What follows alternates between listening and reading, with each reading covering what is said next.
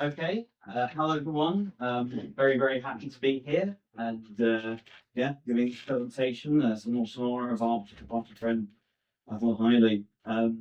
This thing that I've got here is one of my favorite pictures of the three sphere. To the extent that we can have a picture of a three sphere, this is a very good picture. Let me say briefly how it works. You're to compare it with this ordinary sphere. This is a two sphere. It's in three-dimensional space, but we mathematicians, we call it a two sphere because its surface is two-dimensional, all right? And it's cut up with these three colored, right now, circles. And if you take this thing and you perform stereographic projection, you choose a point on the sphere and you push light through it and you see what shadow it casts. In this case, you'd want to put the light source somewhere in the middle of this triangle. Then you will get a picture like this. It looks a bit like a Venn diagram, right? And yeah, a three-dimensional version of that is this, where instead of circles, you've got spheres. And instead of the circles meeting at points, the spheres meet at circles, right? There's a four-sphere, or three-sphere, or not a four-sphere. And you're to imagine that this thing has, because, you know, if you had the full sphere up here, this would be a infinitely large picture, right? Because it's going all the way to, you know, that's the point is infinity. And so this thing would really be an infinitely large Venn diagram. So that's a brief introduction. I want to say a little bit about my philosophy. Yes, my philosophy of life. This is coming from Albert Einstein. He was once asked by Jacques Hadamard, who printed his reply in this book here. How do you do science? What's going through your head when you are thinking, when you are writing a paper or thinking about ideas? And he said, "The words or the language as they are written or spoken do not seem to play any role in my mechanism of thought." Right? He then talked about more or less clear images, which is his sort of elements that he's working with, and then he's sort of playing around with them, and that's the essential feature of his productive thought. And the elements that are in his head are of a visual or muscular type, right? Quite intriguing. I've got somebody with their jaw hanging open back there. I'm not saying that I want all of science to become playing around with daydreams and clouds all the time. I think we want to be rigorous, and that's why I've got algebra and pictures tattooed on me.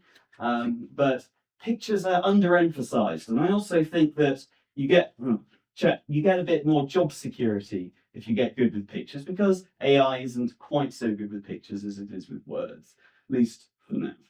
Okay, but here the outline of the talk, that was just a preamble. So I'm going to say a bit about why we care about three spheres. And then I'll talk about motions for invariance for motion in Euclidean spaces. And I'll be using these toys to say what I mean by invariance for motion. Yeah, we'll get into it. And then commuting transformations in 2D and 3D spherical space. Knowing what transformations, sometimes transformations commute, sometimes they don't commute. And knowing which ones commute with which is a very insightful as to the aspect of what you're looking at. And then we'll look at some transformations in 3D spherical space, where I've been making visualizations. And in some sense, there's not a lot of equations in my talk, there's a few, but from seeing the visualizations, well, at least there's a compiler that thinks that these thoughts are formal enough to show pictures. And then maybe if we had time, we'll get to the Clifford torus. Why care about three spheres? Well, maybe you believe that the universe is spherical. This is a quote from Toynbee from yesterday. Any motion in space is rotational relative to the center of the three sphere. Very interesting thing to say. If Tuomo is wrong, the universe may well still be spherical. My colleague Anthony Lazenby has been working on this for quite a while, and in some sense, both of these folks are betting that this number here is not equal to 1. If that number is precisely 1, then the universe is Minkowski. And you know, observationally, it's very close to one, but that might just mean that the universe is a very big sphere. Mind. I'm not a cosmologist, but anyway, this is my understanding. And by the way, Anthony Lazenby, I just wanted to say he's got a prediction in a paper that he wrote, some of which what I'm about to tell you is based on. There's another reason actually to be interested in spherical universes, even if the universe is not spherical. So let's say you're interested in general relativity. So let's say the universe is Minkowski, but you know, general relativity, it's still bumpy here and there. How do you study that? How do you study that bumpiness? Well, one way of doing it is McDowell-Mansouri gravity. Very few people, this is not a very popular approach, but it's using the ideas of E. Cartan, and actually his Cartan's approach is very popular in mathematics. But anyway, yes, they call it the Cartan hamster ball. You're to imagine you're studying this shape, and you're studying it by looking at spheres tangent to it at points on it. Well, okay, what would that sphere be for space-time? The answer is it would be a tangent spherical universe. Yeah, so that's another motivation. Oh, and it's a little bit like the osculating circle. If you were to try to do an osculating circle for a manifold representing space-time, you'd end up with an osculating de Sitter space-time, I think. And actually, I wanted to say this one as well. It seems to be one of the first people to speculate about the universe being spherical was Dante Alighieri of the Divine Comedy. So his motivation. I'm an atheist, by the way, and fully respectful of religious individuals, but I just find this very historically interesting. Dante had the intuition that it didn't really make any sense to say that the universe had a boundary. And he also had the intuition that wherever God is and wherever Satan is, those should be very, very distant parts. So Satan is at the center of hell, the very center of hell. In fact, his penis seems to be at the center of hell, at least in this depiction. And then God is somewhere else in the universe, and he's not in hell. That's the if you're in hell, then God is absent. And that makes hell even nastier place to be than it would otherwise be. Yes, there are opposite ends of a sphere in his imagination. And there's a paper on this by Mark Peterson, and that's a picture from, I think, Dante. Okay, and I want to bring in William Clifford at this point. He was a professor at UCL, that's one motivation. You also notice that he died at the age of 33, I think 34. No, I'm not sure, but it's very, very sad. That's younger than me now. I took a visit to his grave, and his grave is actually opposite the grave of Karl Marx. It's looking straight out the yard. Yeah, oh yeah. Highgate Cemetery. Look at me, I've been to Karl Marx and I never saw. Yeah, Clifford's just across. I didn't know he existed then. I'm going to go see him. You should do that. You should do that. Amazingly, when I went to visit this, I met another physicist who had just visited the grave. I thought, it can't possibly be the case that a lot of people are doing this, but that did happen. Anyway, William Clifford was also an expert pole dancer. I think he's the same with as Einstein, thinking about the sort of muscular thing. Yes, he was an expert pole dancer. They didn't have pole dancing back then. We would obviously call this pole dancing today. And okay, why am I bringing him up? He came out with these things, the complex quaternions, split quaternions, dual quaternions. These are, as the name suggests, variations on quaternions. What is a quaternion? A quaternion is just a very nice way of representing a rotation around a point in an ordinary three-dimensional space, like our universe. And he's got three different kinds of variations on the quaternions, all of which are very interesting. This one, this is 1873, he published his paper about this. This one is isomorphic to the Lorentz group. 1873. This one gives you the rotations of a sphere in 4 dimensions, which is sphere in 4 dimensions, a 3-sphere. So a 3-sphere being the surface of the sphere in 4 dimensions. And then the dual quaternions, well, they're less interesting to physicists, but they're of great interest. They paid my bills. Oh, sorry, there's a picture of a Lorentz an attempted picture of a Lorentz transformation. The dual Quaternions paid my bills for a while because, who's this? Elsa. Elsa from Frozen. Frozen 2, sorry, oh, I don't know what happened there. Frozen 2, it froze, thank you. Frozen has the, I can't remember if it's Frozen 2, but one of them has the honour of being the first film which had a completely automatic process for animating shoulders. Shoulders are very difficult to animate, all right? So here's bad shoulders. This is what happens if you use a bad representation like matrices. This is the good representation where you're using dual quaternions, and that's why Disney and Crytek name dual quaternions, and why. So I don't work in academia. I work for mostly electronics and AI companies. But yes, this is the reason for any physicists in the audience thinking maybe you won't go into academia. Of great importance, the dual quaternions. If you understand quaternions, immediately you can get a job at any game company. You've been coding for 2 days, nobody cares. You understand quaternions? Great, they want you. They want you desperately. Okay. And quaternion, I mean, they're basically qubits. Okay, if you understand qubits, you understand quaternions. I actually got this bunch of, this is the equation just happening with my arm. This one in the middle was discovered by Clifford. The top one is quaternions, and then this one, you couldn't quite call it the Selig equation. So John Selig was the guy who discovered the connection between this very fundamental equation and this picture.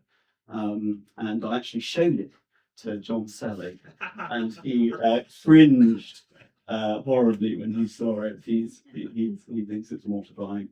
But okay, and to connect with Basil Hiley, so here we've got Roger Penrose, and Roger Penrose is in front of. This is going to become an extremely important picture. This is a I mean, one way of saying what this is a twister. All right, twister. Roger Penrose comes up with the twister theory. You know, I mean, just to the extent that there's like a competitor to string theory or the Alain Connes one, geometric quantization. You know, twister theory is a big research program. And Roger Penrose originally described twister theory using complex matrices. There is a way of doing it using Clifford algebras, and that was what Basil and Bohm found. In fact, they were motivated by philosophy, it seems. So, but David Bohm has this idea I don't know very much about at all, but they have this idea of pre-space as being a thing related to the infinite order, where you've got space and time, but space and time are not very fundamental. There's something much more fundamental than space-time, and that's pre-space. And Bohm, I mean, you've got to figure this out for yourself, sorry, but it seems to me that Bohm reckons that twister theory was a formalization, was a good way to formalize what he meant by pre-space. And Anthony Lazenby also worked with the Clifford algebra representation of twister theory. But yes. Sorry, it's like you said something and I missed it. And Yeah. you said something that twisters they represented them different using which algebras? Clifford algebras from this guy. Yeah. Yes. These things. And so sorry, this is a very small Clifford algebra that we've got here. This will allow you to program a 2D video game. If you want to make a 3D video game, you would want E1 equals E2 E2 equals E3 E3 equals 1. And then you've got the dual quaternions, wonderful things. But yes, this does two-dimensional. Yeah, anyway. And right down here, we've got a very long-looking thing, but ultimately a pretty simple equation. And this is the Clifford algebra that gives you twistor theory. Oh, and Roger Penrose has known about this, by the way. He just prefers the other way of representing it. And one other motivation to study the three-sphere, and this is for the quantum folks in the audience. So see that I just made this slide. I used to understand this stuff a bit better, but you know, there's something like this is true. S3 is normalized C2, and if you have the Fubini-Studi metric, or whatever that is, but I understand it. Well, I can at least tell you that the Fubini-Studi metric will take one of these circles. It could be a red circle, could be a blue circle, could be a green circle, and it maps it to a point on this thing, and this is the block sphere from quantum mechanics, which is a big deal. Okay. To say a bit more about the structure going forward. Yes, sorry. Picture in the previous page, is that Oh, a Sorry. representation of S3? This one? Is a S3 version? Sorry. So S3 would be the surrounding, would be the environment as a whole, Okay. and each of these circles would be geodesics. Yes, geodesics in S3. Yeah, and you might say, well, they don't look very much like geodesics. Geodesics are usually straight lines, but this is a distorted picture. Again, we're using stereographic projection. We've taken a sphere in 4 dimensions. We put a light somewhere on that sphere, and we have projected it down to a 3-dimensional thing, and that's what we get. If these circles would be all the same radius, and all the same circumference in the S3, but after projection they look like that. Okay. And okay, so to say a bit more about what I'm saying going forward with the trying to give intuitions about the geometry, we're comparing in some sense Minkowski and de Sitter. In Minkowski, space is completely flat, and in Minkowski space, a screw motion. It's a very fundamental kind of transformation because it's a rotation and a translation that commute with each other. All right.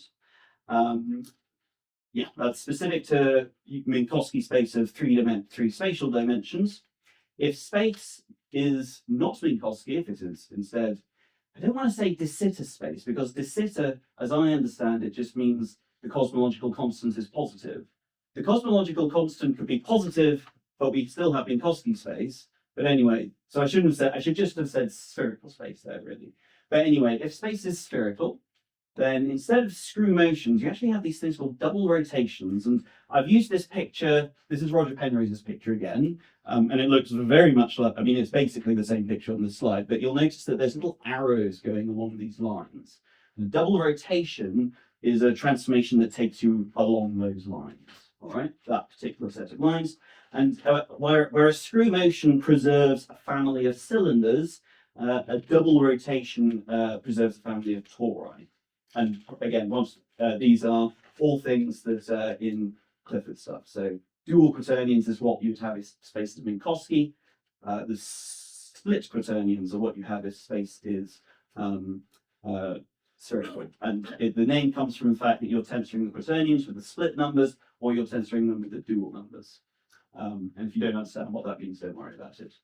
Okay, so invariance for motion in Euclidean, not spherical spaces. We've got to start somewhere. We're going to build up an idea of Euclidean space where you think of yourself as living, and then we're going to import it to spherical space. Okay, going to get out one of my toys. So this is a little Lego motorbike, and something that you can do, or something that you could do if you cycle, or indeed if you have a car. If you go around a roundabout, you could draw it now, let's not bother. Okay, if I turn the handles like this, and now I'm going to push this bike forward, we see that it actually rotates around the place where these two lines meet. These two lines are sticking through the axles of the wheels, all right? So if you go around a roundabout in your bike, and at any point, the two lines going through your axles will meet each other at the center of the roundabout, right? If we turn the handlebars a bit more, these two lines still basically meet about here, and indeed, as I push it forward, you can see it's going around there. Now, we can ask the following question. What if we have the lines be parallel? All right, so quite simply, you know what the bike is going to do. The bike is just going to go forwards and backwards, but okay, now these lines are parallel. Parallel lines meet at infinity. We say that in geometry. There's the infinity, if you're thinking about two-dimensional space, is the horizon. And the horizon is a line. And lines are not that difficult. You can have a point on a line, and if you look at it this way, these lines will meet at a point there. Let me advance it because I've got a better picture of this. Let's get this thing on. What's going on? Oh, sorry, yes, we think it needs to load a video. How well is that? That's okay. No, we're not getting videos. Oh, that's a little bit unfortunate. Oh well. Oh, wonderful. Okay, here we've got a rotation that's clearly going around a line in the center. If instead we have, we could wait for it to load. Yeah. If instead we've got a motion that is, no, it's not worth waiting for. Okay, here's the bicycle going around a line. Here's the bicycle going around a point on the horizon. And these are both the places where these two lines going through the axles meet. Yeah. Okay, here's another trick illustrating the same thing. So yeah, what I'm trying to drill in, I'm trying to clarify something that you've known all your life, which is that rotations go around points, right? But translations, those go around something as well. In physics, you're trained to think of a translation as, I've got an arrow sticking out of the origin. I think that's a very bad way of thinking about a translation. Here's an illustration, same thing.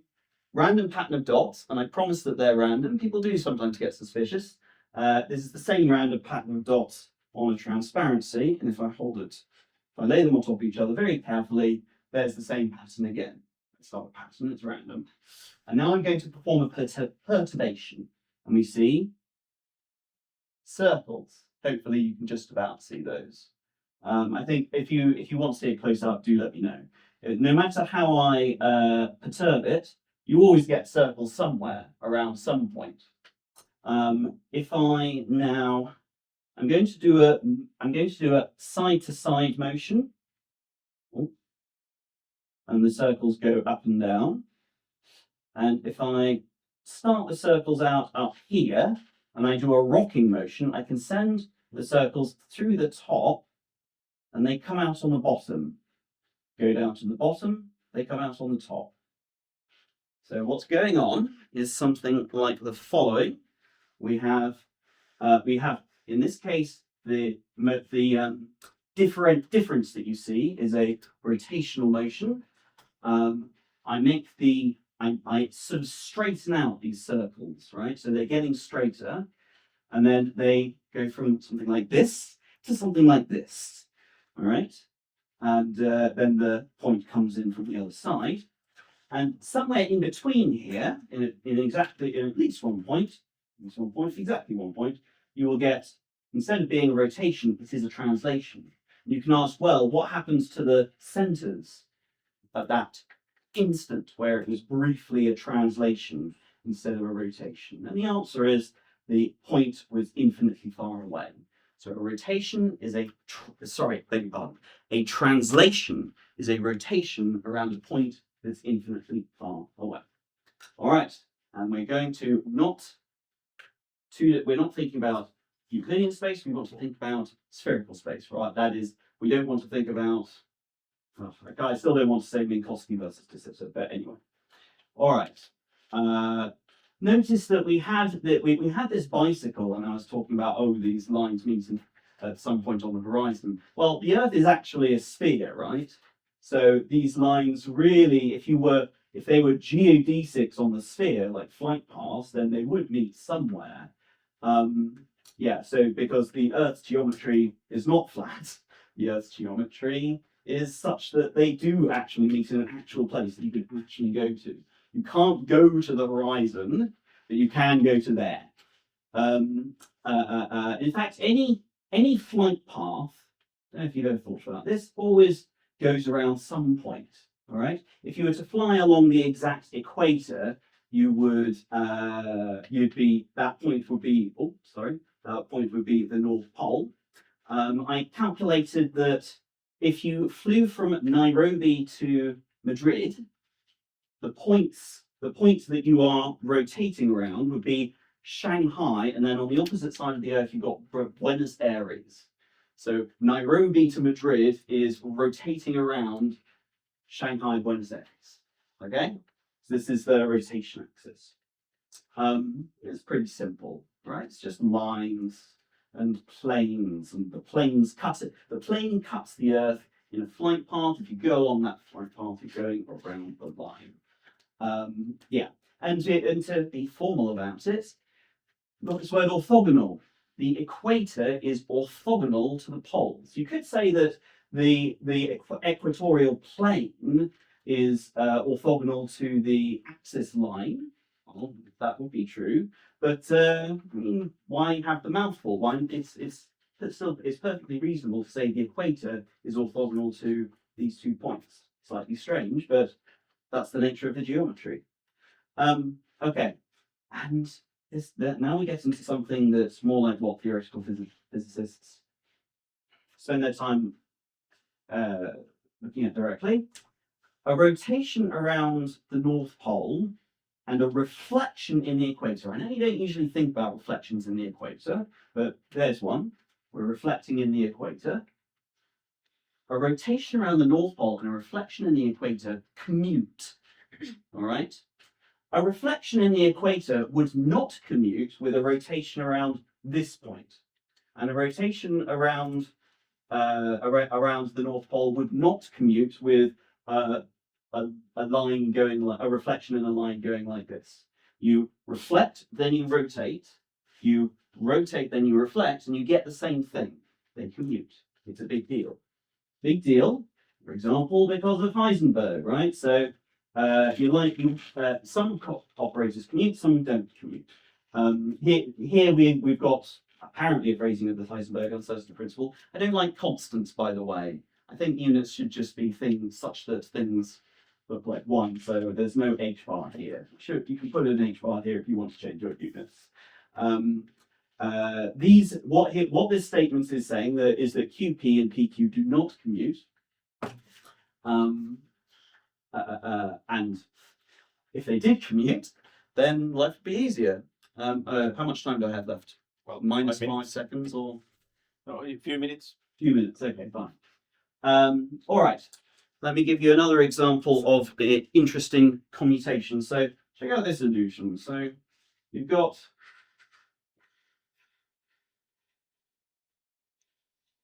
it looks rather as though this thing is somehow disappearing into a portal up here. And the reason that that's possible is that this is a shape such that you've got a rotation and a translation that commute with one another. Lots of things don't commute. For example, it's not just quantum mechanics where you get non-commutative things. So this rotation and this translation do not commute. If I rotate then translate versus if I translate then rotate, because I'm rotating around that point there, I got a different thing, right? That's non-commutation. So the construction space is illuminated by knowing what does and doesn't commute. Unfortunately, I have a nice example of, where's it gone? Oh, is it gone? Have I lost my, oh, that was one of the best things. That's really unfortunate. Oh yes, there it is. Oh, thank goodness. All right, so this is, what is it? It's a, in the same way that that is a, this works because of a because screw motions make sense in Minkowski space, and your intuition is that you live in Euclidean space, which is part of Minkowski space. Tuomo and Anthony Lazenby and some other people believe that the universe is spherical, and this would be the equivalent of a screw motion. This is more like your double rotation that Clifford originally studied. Oh. Okay, I get a lot of these videos won't properly load, so I guess we can almost call it. Well, okay, good. So there you've got a rotation around a circle, which is a thing that makes sense if the universe is on a sphere. You usually think of rotations as happening around lines, but if Tuomo is right, then when you translate, oh, sorry, beg your pardon. Let's say you just rotate your hand like this. You think of it as rotating around a line, but really that line is a circle that just happens to be 22 billion light years. No, it's 2 pi multiplied by 13.8 billion, if Tuomo was right. But similarly, if I translate forward, I'm actually rotating around another circle that's got a radius of 13.8 billion light years. And that circle is really somewhere. And yes, I mean, I find that really interesting to think about. Thank you very much.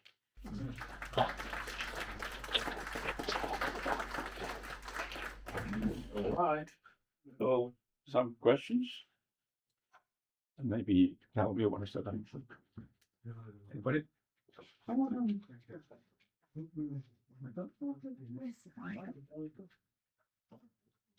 think it's just you. So yeah, I'm thinking like, how do I phrase so you said like that the relationship between two twisters and the Clifford algebra. Yes. You also said that Bond and Heidi want to sort of use twisters for their free space or and so on. That's right. But I didn't find how and the relationship with spherical. Mhm. But I didn't really understand how all these things really. Yes, sorry to be clear. Yes, I didn't say very much about that at all. I just wanted to make a connection with it. Yes, I just wanted to connect some of the things that I'm interested in here. I mean, so I make visualizations using twisted theory, as I said to you. One thing is this. So you know, Roger Penrose talks about Robinson congruences. No worries. So just to say that the Robinson congruence is that picture that he draws so often that I've shown you. That's the Robinson congruence. And that is invariant, it seems to me at least, under a double rotation, which is the thing I've been talking about. This is the double rotation, and it's not so surprising, right? Because you see you can actually see some of the circles that Roger Penrose draws there. And the Clifford algebra connection. Oh, I do have a. Can I very, very briefly show you? So it's this slide. It's this slide. And this is an example of a Clifford algebra. I've got this circle, and I've got this circle, and this is two circles that give you the rotating around this circle, then rotating around that circle is a double rotation. It's a double rotation because they commute with each other, and you can check that they commute using Clifford algebra. You represent this circle as this bivector, and this circle as this bivector. A bivector is just like a differential form, if you're more familiar with that. And you can just multiply these using what's tattooed on my arm. And if you get zero scale apart, then they commute, and you've got a double rotation. But two arbitrary circles, if you chose two random circles, almost certainly they would not commute. And that's how the Clifford algebra is, so it lets you check. Okay. That's it. Okay. Thank you very much. Thank you.